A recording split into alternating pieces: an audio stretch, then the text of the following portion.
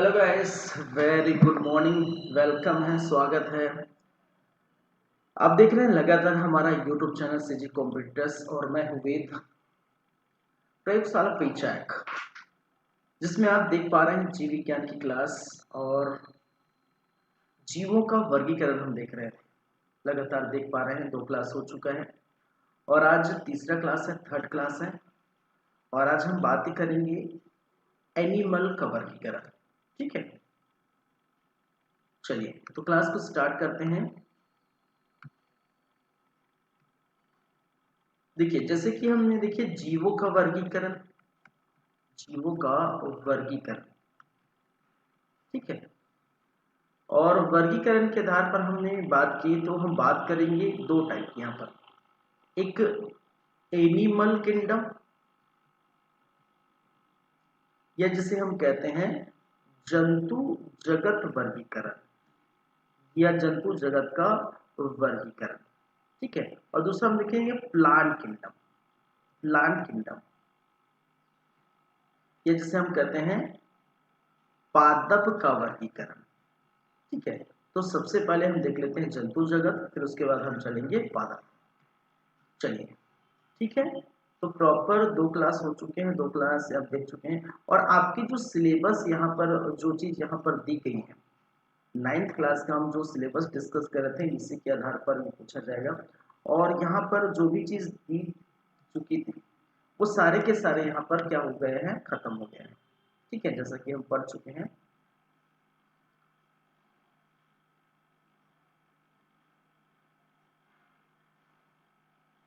हमारा जो भी सिलेबस था, ठीक है, वर्गीकरण से संबंधित, वो प्रॉपर हो चुका है इस बुक के आधार पर, ठीक है, इस बुक के आधार पर हो चुका है। लेकिन इस बुक में और कुछ होना चाहिए था, वो दिया नहीं है। वर्गीकरण से संबंधित चीजें यहाँ पर प्रॉपर दी नहीं है, तो उसको हम अलग से पढ़ेंगे, ठीक है। यहाँ से वर्गीकरण लिखा है, तो क्वेश्चन वर्गीकरण से पूछा जाएगा। तो चलिए, तो स्टार्ट करते हैं। सबसे पहले हम देखते हैं जीवों के वर्गीकरण के अंदर जंतुओं का वर्गीकरण, जंतु जगत का वर्गीकरण।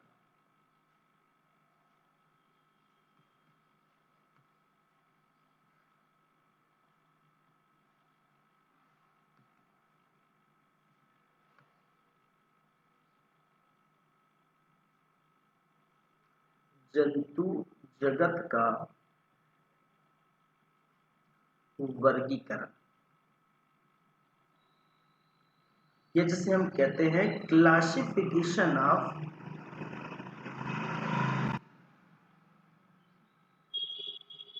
Animal kingdom.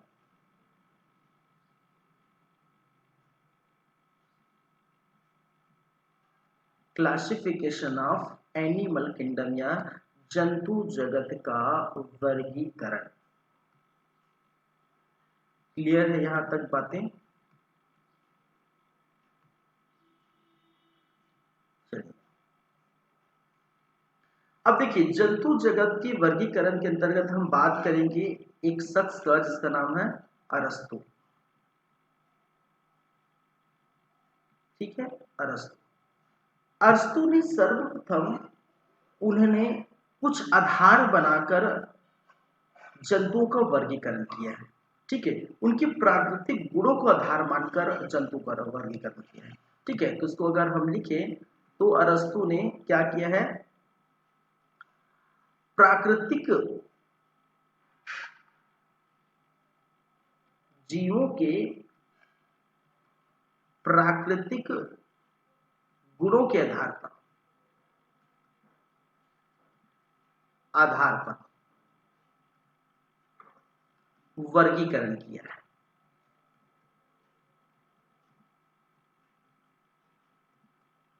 ठीक है। चलिए, हम बात करें तो उनके आधार पर जो जंतु है, जो जंतु है उसको 2 प्रकार से वर्गीकरण की गई है। जंतु को इन्होंने क्या किया है, 2 प्रकार से वर्गीकरण किया। चलिए,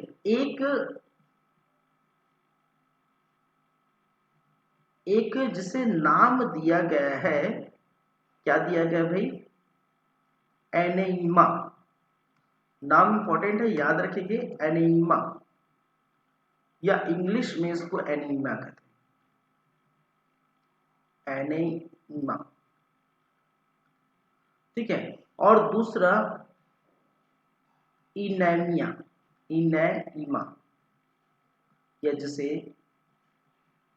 इनेमा, इस प्रकार से नाम से बुलाते हैं, ठीक है, याद रखेंगे।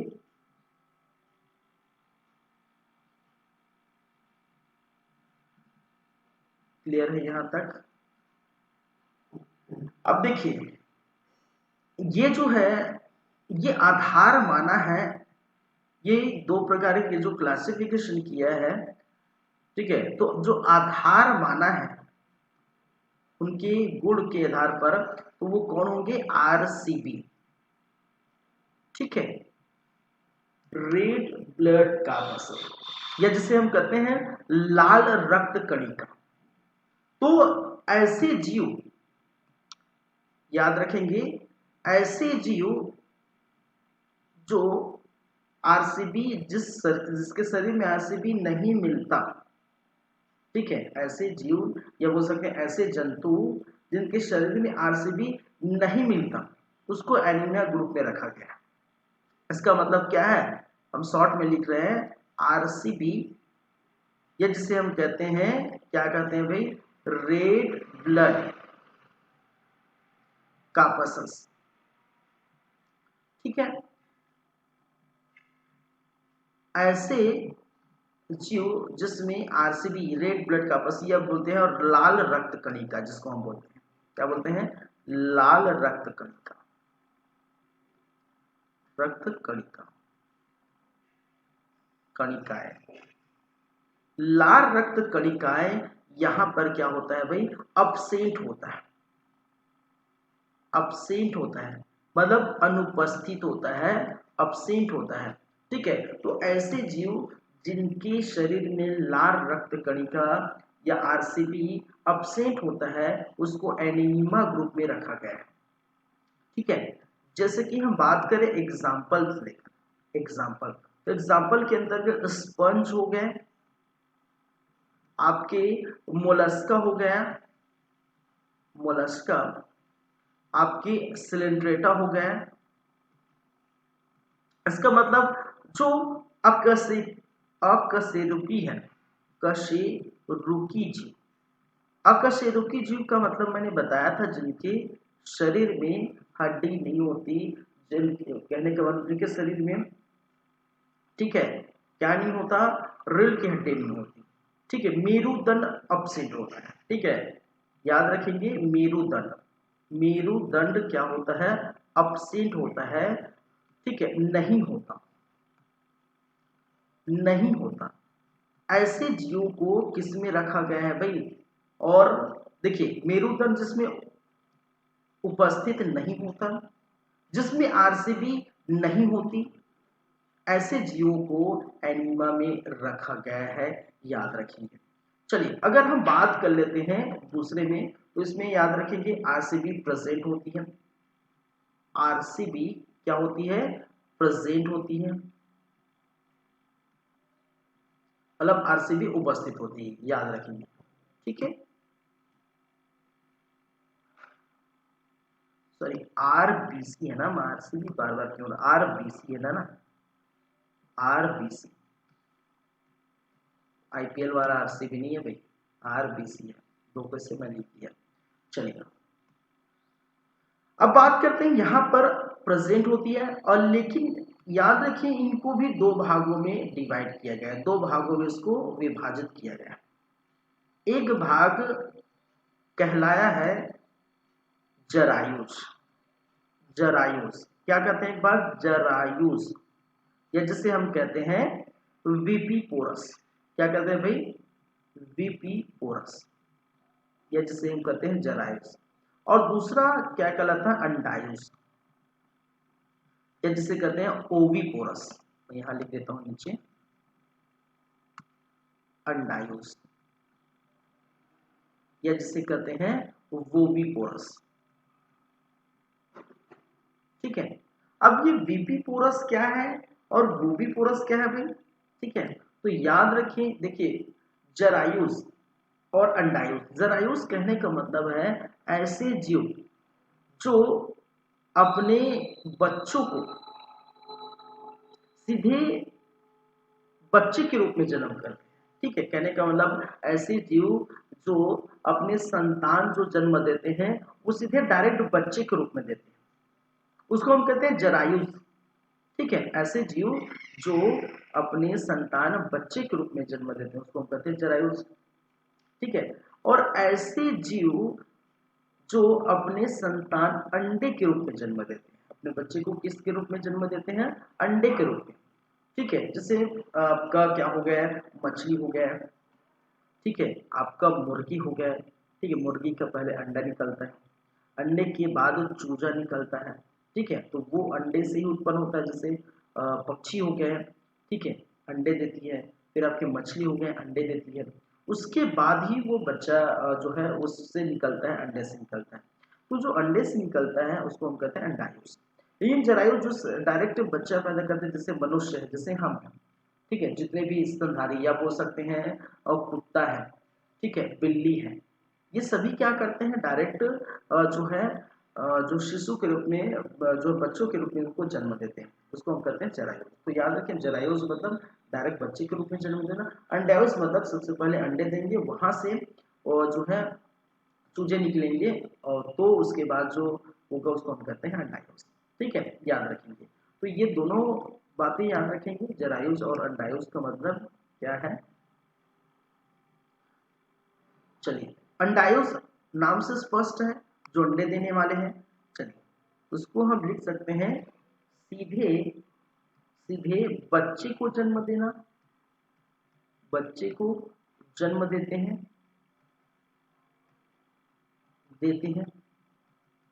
ठीक है। एग्जाम्पल देखेंगे तो जितने भी स्तनधारी हैं, ठीक है, स्तनधारी है, वो इसके अंतर्गत आ जाएंगे। जैसे कि मनुष्य है, ठीक है, जैसे कि आपका कुत्ता है, जैसे कि आपका जो है बिल्ली है, ठीक है, क्या है, बिल्ली है, कुत्ता है, ये सब किसके अंतर्गत आ जाएंगे भाई, ये सब जरायुज के अंतर्गत आएंगे। अंडायुज कहने का मतलब है अंडे देते हैं, क्या देते हैं, अंडे देते हैं।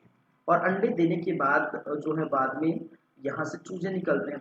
जैसे कि एग्जाम्पल, जैसे कि मैंने बताया, आपकी मुर्गी हो गया, ठीक है, मछली हो गया, ठीक है, आपके पक्षी हो गए, सरीसृप हो गए, सरीसृप जो फिसल के चलते हैं, ठीक है, सरीसृप किस वर्ग में आता है देखेंगे।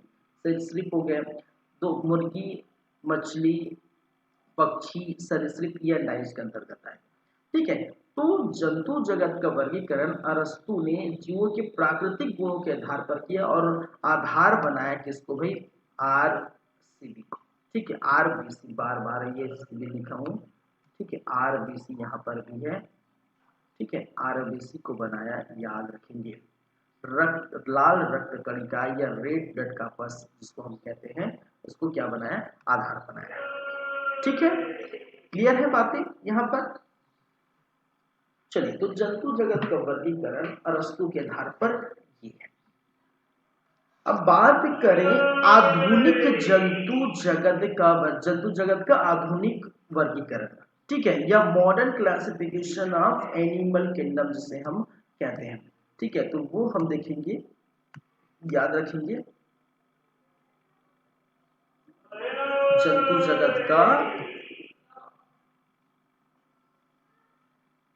जंतु जगत का आधुनिक वर्गीकरण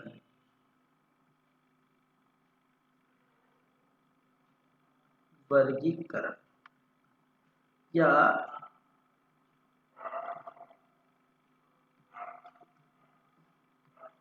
मॉडर्न क्लासिफिकेशन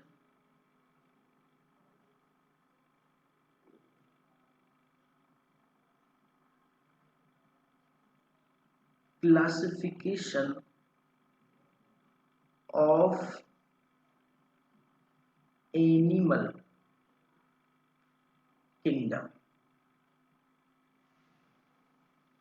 ठीक है, जंतु जगत का आधुनिक वर्गीकरण या modern classification of animal kingdom याद रखेंगे।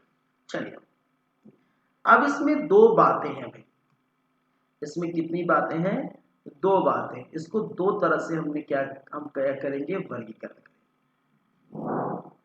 ठीक है, चलिए अब दो तरह से वर्गीकरण के अंतर्गत हम देखेंगे तो सबसे पहला हम पाएंगे कॉर डेटा, एक कहलाता है कॉर डेटा।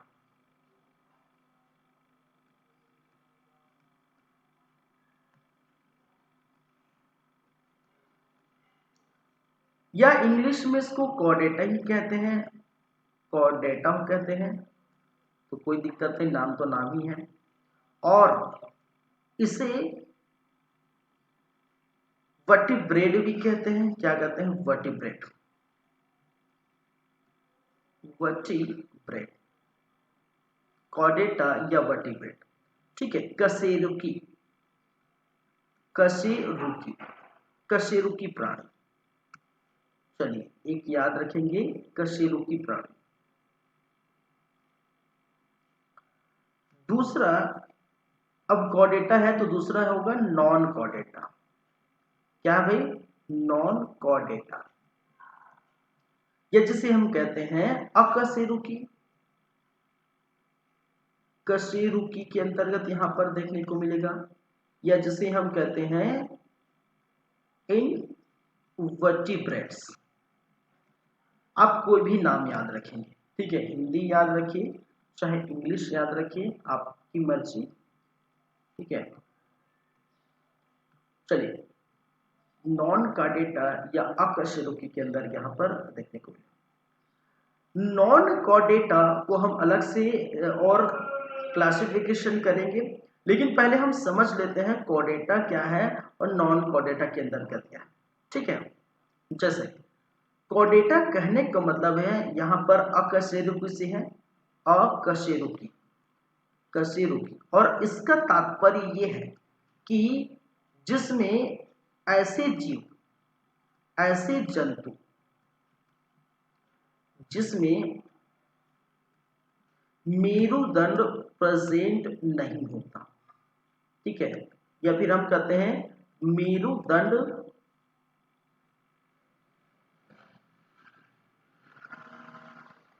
उपस्थित होता है। ठीक है, क्या कहता है? उपस्थित या प्रेजेंट होता है, या प्रेजेंट होता है। याद रखेंगे, ऐसे जीव, कशेरुकी लिखा ना, नहीं कशेरुकी है। ठीक है, तो कशेरुकी कहने का मतलब है कि ऐसे जंतु जिनमें मेरुदंड उपस्थित होता है, या जिसे हम कहते हैं रीढ़ की हड्डी बोल सकते हैं। ठीक है, रीढ़ की हड्डी जिस जीव में उपस्थित होता है वो किसके अंतर्गत आ जाएंगे भाई? वो कॉर्डेटा के अंतर्गत आ जाएंगे, वो कशेरुकी के अंतर्गत आ जाएंगे। ठीक है, जैसे इसमें और क्लासिफिकेशन हुआ है, कॉर्डेटा का अलग क्लासिफिकेशन होता है। जैसे कॉर्डेटा के क्लासिफिकेशन पर हम जाएंगे तो उसके अंतर्गत क्या क्या चीज आपको देखने मिलेगी। एक तो आपका मत्स्य वर्ग आएगा। कौन सा वर्ग? मत्स्य वर्ग। ठीक है, मछली वर्ग जिसके हम कहते हैं, या पाइसेस किस नाम से जानते हैं? पाइसेस के नाम से जानते हैं। ठीक है, कॉर्डेटा के अंदर मत्स्य, फिर उभयचर वर्ग, उभयचर वर्ग। ठीक है, या जिसे हम कहते हैं एम्फीबिया। क्या कहते हैं भाई? एम्फीबिया, एम्फीबिया वर्ग। फिर आपको देखने को मिलेगा सरीसृप, सरीसृप, इसके अंतर्गत कॉर्डेटा के अंतर्गत सरीसृप, या जिसे हम कहते हैं रेप्टाइल्स। ठीक है, रेप्टाइल्स। फिर आप देख पाएंगे पक्षी वर्ग, पक्षी वर्ग, और पक्षी वर्ग जिसे कहते हैं एवस। और एक और आता है आपका स्तनधारी, स्तनधारी। ठीक है, स्तनधारी वर्ग, या जिसे हम कहते हैं मैमल्स। चलिए, तो कॉर्डेटा या कशेरुकी या वर्टिब्रेट्स जिसकी शरीर में मेरुदंड उपस्थित होते हैं, जिसके शरीर में रीढ़ की हड्डी होती है, ठीक है, वो इस कैटेगरी में रखा गया है। और इस कैटेगरी में आपको याद रखना है, इसको 5 भागों में विभाजित और किया गया है, ठीक है। एक जिसे हम कहते हैं मत्स्य वर्ग, मछली वर्ग, ठीक है, स्पाइसेस। मछली में आप देखिए ना, मछली का जो कांटा होता है आप देखेंगे, ठीक है, पीछे साइड पूरा, तो वो क्या है, रीढ़ की हड्डी। इस प्रकार से मछली में आपका जो है आप देखने को मिलता है, ये इस प्रकार से कांटा होता है, ठीक है, इस प्रकार से।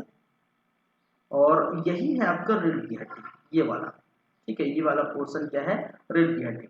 जो उभयचर होते हैं, उभयचर मतलब जल थल दोनों में रहते हैं, ऐसे वर्ग, ऐसे के अंतर्गत, ये सारे अलग से हम पढ़ेंगे, याद रखेंगे। अभी सिर्फ मैं क्लासिफिकेशन कर रहा हूँ, जंतु जगत का आधुनिक वर्गीकरण कर रहा हूँ, कॉर्डेटा और नॉन कॉर्डेटा, ठीक है। और कॉर्डेटा के अंदर ही है ये 5 चीजें, मत्स्य वर्ग, उभयचर वर्ग, सरीसृप, ठीक है, जो रेंगने वाला काम करते हैं, ठीक है, जो फिसल कर रेंगने वाला काम करते हैं, जैसे आपका सांप हो गए, आपकी छिपकली हो गए, तो ये सरीसृप के अंतर्गत आ जाएंगे, ठीक है, हम बात करेंगे इसके बारे में लगते हैं।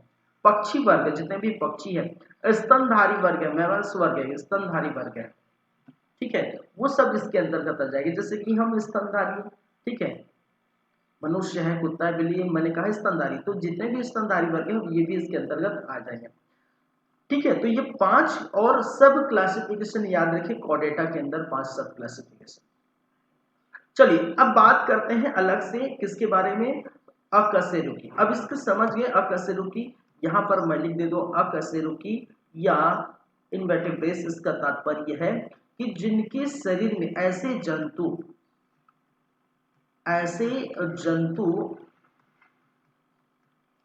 जिसमें मेरुदंड, ठीक है, अनुपस्थित रहते हैं। मेरुदंड क्या रहते हैं भाई, या रीढ़ की हड्डी क्या होती है, अनुपस्थित रहते हैं, अनुपस्थित या अब्सेंट रहते हैं, एबी, मैं एबी लिख दिया, अब्सेंट, ठीक है, अब्सेंट रहते हैं, ठीक है, वो इस कैटेगरी में रखा गया है कि, और मेरुदंड मतलब रीढ़ की हड्डी, ठीक है, रीढ़ की हड्डी जो है यहाँ पर क्या रहते हैं भाई, क्या रहते हैं, अब्सेंट रहते हैं, तो इसको अकशेरुकी या इनवर्टिब्रेट्स या नॉन कॉर्डेटा में इसको रखा गया, फिट किया गया। क्लियर है यहाँ पर बातें। अब देखिए इसके भी अलग क्लासिफिकेशन, इसके भी सब क्लासिफिकेशन है, नॉन कॉर्डेटा या अकशेरुकी, ठीक है, तो उसको हम देखें, इसका सब क्लासिफिकेशन की हम बात करें,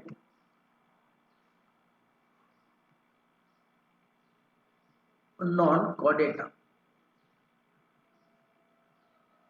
या अकशेरुकी, इसके भी क्लासिफिकेशन।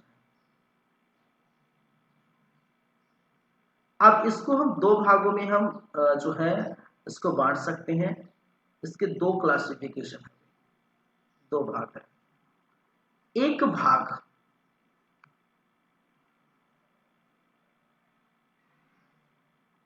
चलिए, एक भाग जिसे हम कहते हैं प्रोटोजोआ जगत, ठीक है, उप जगत प्रोटोजोआ, उप जगत क्या है, प्रोटोजोआ, प्रोटोजोआ या सब किंगडम प्रोटोजोआ, इसको हम कहते हैं सब किंगडम, इंग्लिश में भी लिख रहा हूं, किंगडम प्रोटोजोआ,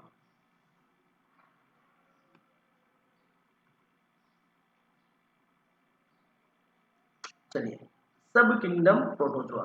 दूसरा कहलाता है उपजगत मेटाजोआ, मेटाजोआ,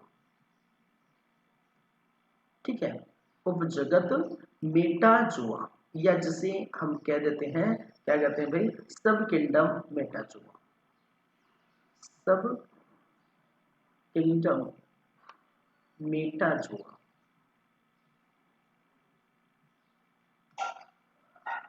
एकदम ध्यान से इसको पढ़िएगा, अच्छे से आराम से पढ़िएगा, याद रखेंगे ये दोनों बातें।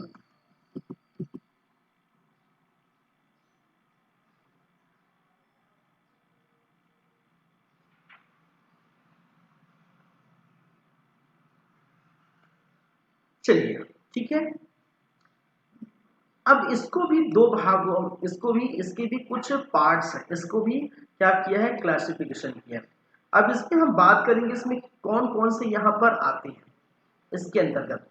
तो उसके अंतर्गत सबसे पहला जो हम बात करेंगे तो वो है पोरीफेरा। ठीक है, याद रखेंगे पोरीफेरा, या इंग्लिश में भी यही नाम है भाई, पोरीफेरा। दूसरा है सिलेंट्रेटा, सिलेंट्रेटा, या जिसे हम कहते हैं सिलेंट्रेटा।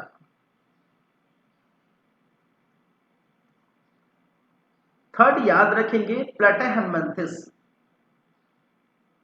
प्लेटेहेलमिन्थेस, इंग्लिश में इसको प्लेटेहेलमिन्थेस, मिन्थेस। चौथा याद रखेंगे एस्केहेलमिन्थेस, क्या बोलते हैं इसको, एस्केहेलमिन्थेस।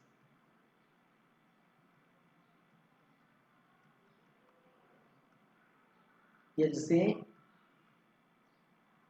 एस्केहेलमिन्थेस के नाम से जानते हैं। फिर देखिए एस्केहेलमिन्थेस या इसे एनिलिडा भी कहते हैं, याद रखिए, सॉरी इसको हम कहते हैं निमिडिटा। ठीक है, निमिटोडा, निमिटोडा के नाम से भी जानते हैं। आप एस्केहेलमिन्थेस बोल सकते हैं या नेमिटोडा बोल सकते हैं।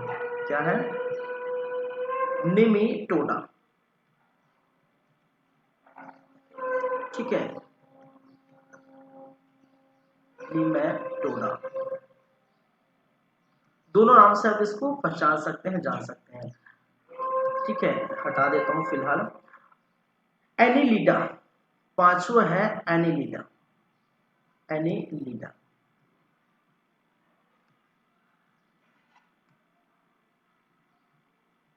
या जिसे हम कहते हैं एनिलिडा।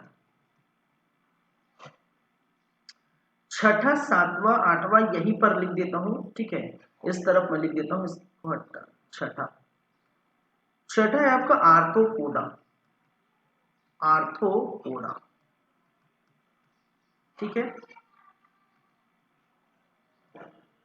आर्थ्रोपोडा। सातवां मोलस्का, मोलस्का याद रखेंगे।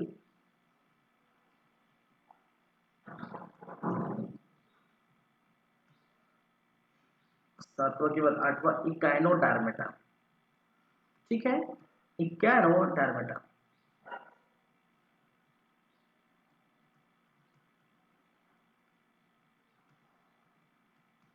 या इसको हम कहते हैं इकाइनोडर्मेटा। चलिए,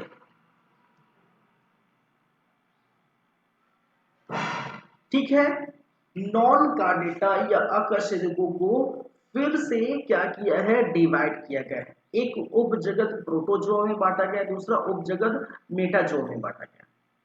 उपजोआ, अगर मेटाजोआ की हम बात करें तो उपजगत मेटाजोआ में और कितने कितने और सब क्लासिफिकेशन किया है।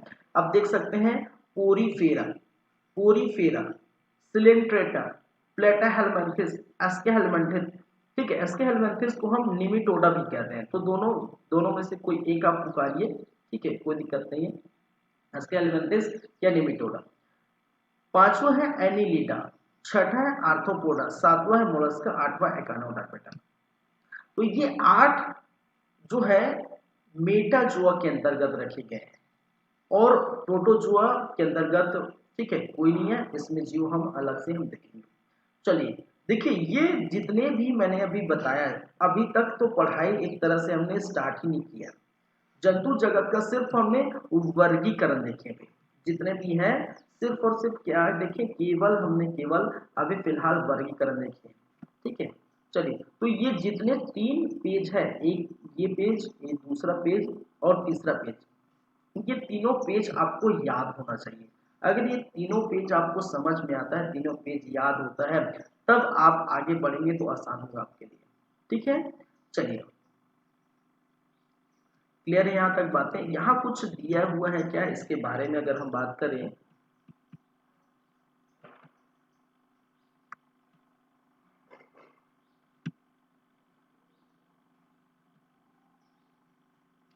चलिए ऐसा कुछ तो यहाँ पर दिया नहीं हुआ है।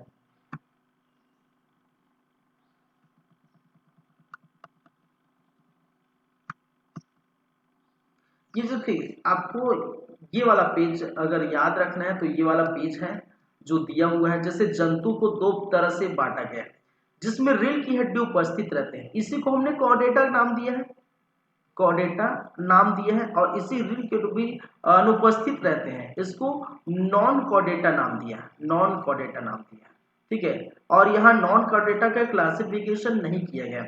इस त्वचा पर बाल होने, स्तनधारी है, मत्स्य वर्ग है, सरीसृप वर्ग है, पक्षी वर्ग है, ठीक है।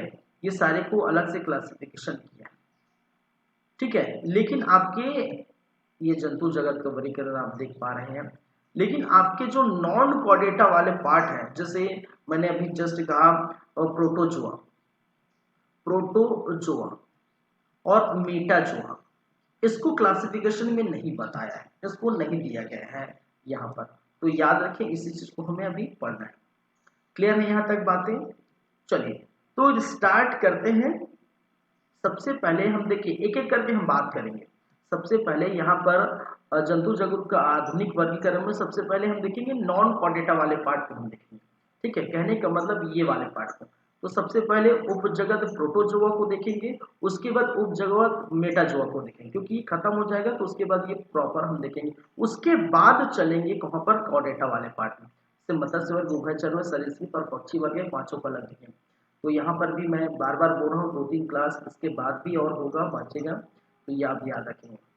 चलिए, तो स्टार्ट करते हैं। सबसे पहले हम देखते हैं जो है नॉन कोडेटा वाले पार्ट, या जिसमें क्या नहीं होता, रीढ़ की हड्डी नहीं होता, जिसमें मेरुदंड नहीं होते, ठीक है। तो उपजगत प्रोटोजुआ के बारे में हम बात करेंगे फिलहाल, ठीक है। चलिए, लेकिन उसके लिए थोड़ा मैं ब्रेक चाहूंगा, 2 मिनट का ब्रेक है, फिर वापस आएंगे, फिर कंटिन्यू करेंगे उपजगत प्रोटोजोआ, याद रखेंगे, ठीक है। चलिए।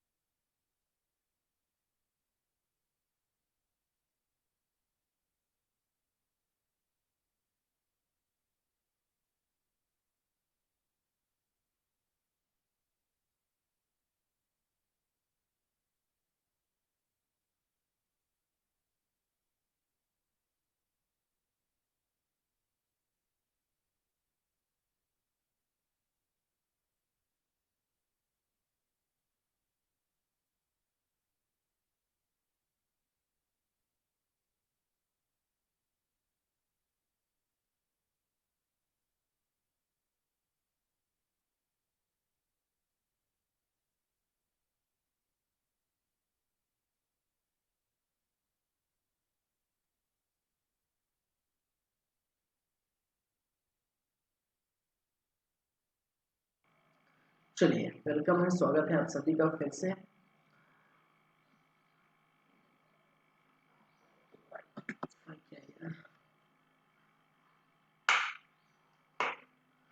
लाइट ऑफ हो गया है क्या? चलिए, कोई दिक्कत नहीं है, आगे बढ़ते हैं। देखिए, आगे हम बात करेंगे। सबसे पहले प्रोटोजोआ, फिर मेटाजोआ में चलेंगे। तो सबसे पहले उपजगत है प्रोटोजोआ। तो हम बात कर लेते हैं प्रोटोजोआ। प्रोटोजोआ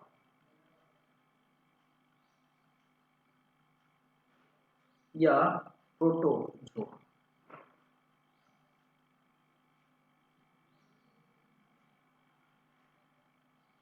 देखिए, समझिए बातों को। अब यदि हम बात करें तो ये दो शब्दों से मिलकर बना है।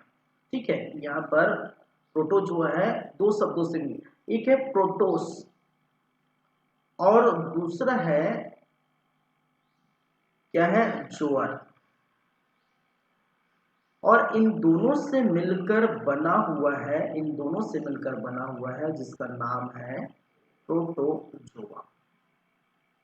ठीक है, मैंने क्या कहा, दो शब्द याद रखेंगे, एक होता है प्रोटोस और दूसरा जोअर। दोनों से मिलकर बना है प्रोटोन, प्रोटोजोआ। याद है, तो प्रोटोस का तात्पर्य क्या है भाई, प्रोटोस का अर्थ क्या है? तो याद रखिए, इसका अर्थ होता है प्रारंभिक। प्रोटोस का अर्थ क्या है? प्रारंभिक। और जोअस का अर्थ क्या होता है? जंतु। ठीक है, और दोनों को यदि हम मिला लें तो इसका तात्पर्य हो गया, क्या हो गए? प्रारंभिक जंतु। प्रारंभिक जंतु। तो ऐसे जंतु जो दुनिया में स्टार्टिंग में पाए जाते हैं, प्रारंभिक तौर पे यहाँ पर देखने को मिलता है, उसको हम कहते हैं प्रोटोजोआ। प्रारंभिक जंतु जिसको हमने नाम दिया, याद रखें। इनके बारे में एक चीज और याद रखेंगे, प्रोटोजोआ के बारे में एक और चीज याद रखेंगे इनके बारे में, कि प्रोटोजोआ की खोज करने वाले वैज्ञानिक का नाम क्या है? तो याद रखेंगे R.H. व्हिटेकर साहब। ठीक है, व्हिटेकर, R.H. व्हिटेकर साहब ने इनकी खोज की। वही R.H. व्हिटेकर है जिन्होंने 5 जगत वर्गीकरण दिया था। ठीक है, 5 जगत जो वर्गीकरण आप पढ़े होंगे। ठीक है, तो वहां पर आपको जैसे मोनेरा दिया है, मोनेरा, प्रोटिस्टा, कवक, ठीक है, प्लांटी और एनीमिया। जो 5 जगत वर्गीकरण पढ़े होंगे तो वो भी किसने दिया? R.H. व्हिटेकर साहब। तो ये याद रखेंगे, तो इन्होंने खोज की। दूसरा, इनका नाम दिया या नामकरण किया। ठीक है, खोज की अलग किया, नामकरण किया, नाम दिया, तो याद रखेंगे जॉर्ज साहब। ठीक है, George August,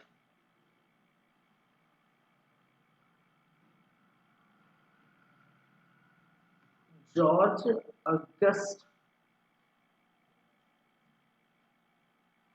Goldfuss, George August Goldfuss. ये दो चीजें और आप याद रख सकते हैं। ठीक है, कि प्रोटोजोआ की खोज किसने की और नामकरण किसने दिया? तो प्रोटोजोआ की खोज और जो R.H. व्हिटेकर साहब, और नामकरण जॉर्ज अगस्ट गोल्डकस ने किया। ठीक है, CUS, कस, गोल्डकस, गोल्डकस। ठीक है, तो ये बातें याद रखेंगे। चलिए, अब यहाँ पर एक चीज और याद रखेंगे। देखिए, प्रोटोजोआ के कुछ जो जंतु होते हैं, कुछ जीव होते हैं, यहाँ पर जो प्रोटोजोआ से संबंधित कुछ जीव क्या करते हैं? प्रकाश संश्लेषण करते हैं। कुछ जीव क्या करते हैं भाई? प्रकाश संश्लेषण करते हैं। ठीक है, तो ऐसे जीव जो प्रकाश संश्लेषण करते हैं उसको प्रोटोफाइटा कहते हैं। क्या कहते हैं? ऐसे जीव को प्रोटोफाइटा के नाम से जाना जाता है, जिसे हम कहते हैं प्रारंभिक। ठीक है, प्रारंभिक पादप, प्रारंभिक पादप या प्रोटोफाइटा के नाम से जाना जाता है। तो प्रोटोजोआ में ऐसे कुछ जीव हैं जो किस प्रकार से कार्य करते हैं, कुछ प्रकाश संश्लेषण करते हैं, इसका मतलब स्वकोषी होते हैं, खुद खाना बनाते हैं। ठीक है, खुद खाना बनाते हैं, स्वकोषी होते हैं, उसको प्रोटोफाइटा या प्रारंभिक पादप कहते हैं। ठीक है, ठीक है, प्रोटोजोआ के अंतर्गत ही आता है। हम तो हालांकि हम प्रारंभिक जंतु देख रहे हैं या उनसे प्रोटोजोआ कहते हैं, जंतु के बारे में कर रहे हैं, लेकिन याद है कि कुछ ऐसे जीव भी होते हैं जो प्रकाश संश्लेषण की क्रिया करते हैं, इसको प्रारंभिक पादप या प्रोटोफाइटा भी कहते हैं। चलिए याद रखेंगे। अब इसकी कुछ प्रॉपर्टीज हम देख लेते हैं। ठीक है, कुछ प्रॉपर्टीज या जिसे हम कहते हैं, चलिए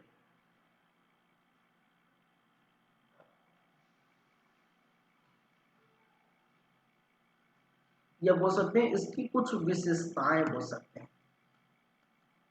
विशेषताएं क्या क्या है, ठीक है, या इनकी कुछ कुछ क्या गुण पाए जाते हैं, प्रॉपर्टीज क्या होते हैं, ये हम बात करेंगे। ठीक है, तो कौन से ऐसे किस प्रकार के प्रॉपर्टीज पाए जाते हैं प्रोटोजोआ में, जैसे कि याद रखेंगे, जैसे कि यहाँ पर याद रखेंगे आप लोग कि सबसे पहली बात, यह एक कोशिकी जीव है, एक कोशिकी, या हम बोल सकते हैं यूकैरियोटिक एक कोशिकीय जीव। यूकैरियोटिक, यूकैरियोटिक एवं क्या है, एक कोशिकीय जीव है, एक कोशिकी।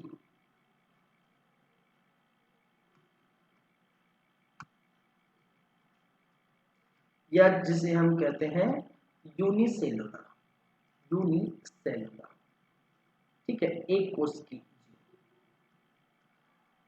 आपको याद होगा, आपको पता होना चाहिए, याद होना चाहिए, पिछले स्टार्टिंग की क्लास में हमने सेल को डिवीजन किया था। ठीक है, सर ने कहने का मतलब सेल को क्लासिफिकेशन किया था, डिवीजन नहीं भाई, सेल डिवीजन अलग है ना, सेल का क्लासिफिकेशन किया था।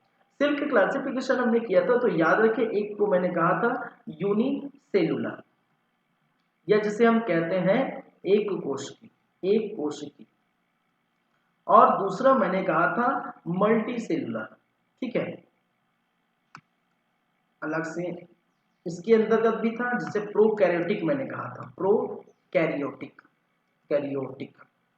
ठीक है, और प्रोकैरियोटिक के अंदर मैंने यूनिसेलुलर बात की थी, यूनिसेलुलर या एक कोश, एक कोशिकी।